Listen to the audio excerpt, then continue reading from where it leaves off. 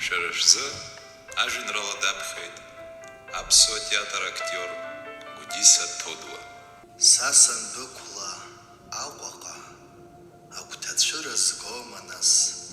Сыламыски сагакап.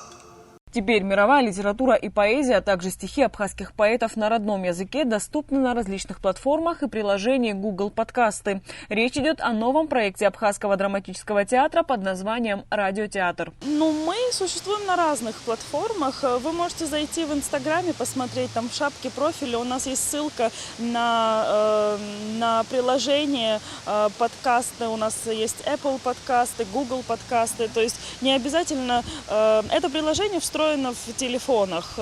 Если вы не удалили, то оно там есть. И вы можете просто найти там Абхазский радиотеатр, и у нас там страничка наша. Вы можете скачивать, слушать. Это бесплатно.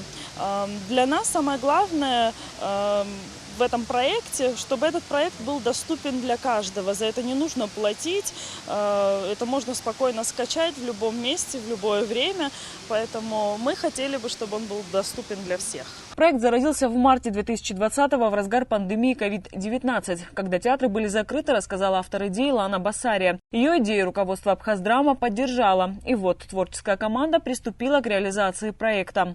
Мы решили создать такой проект «Радиотеатр», где мы бы записывали сказки, поэзию на абхазском языке, историю абхазского театра.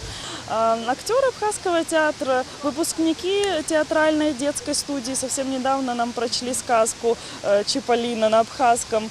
Мне кажется, мы это делаем такой в игровой, интересной форме, с музыкальным сопровождением, чтобы не нудно было слушать это. И сказки обычно там 3-4 минуты, чтобы это тоже было весело и интересно слушать. Но главная цель проекта «Радиотеатра» – популяризация и поддержка развития абхазского языка. Более того, отмечает Лана Басария, многочисленная абхазская диаспора, живущая в разных точках мира, имеет возможность слушать родной язык и произведения на нем прямо в телефоне. Я давно хотела подобное что-то создать в Абхазии. Когда я училась в Лондоне, я в свободное время преподавала абхазский язык нашей диаспоре. И я столкнулась тогда с проблемой, что у нас нет достаточного материала, чтобы дать им послушать, посмотреть. Они хотели сказки послушать на абхазском, просто абхазскую речь, чтобы скачивать в телефоне, слушать дома после занятий. И потом я вдохновлялась разными другими платформами, которые этим занимаются.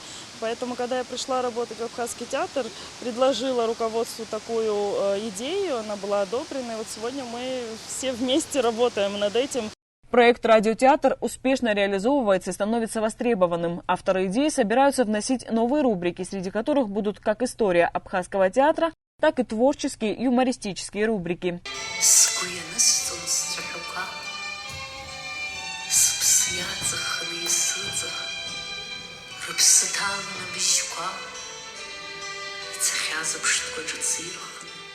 Анастасия Ниганова, Торник Амичба, Абаза ТВ.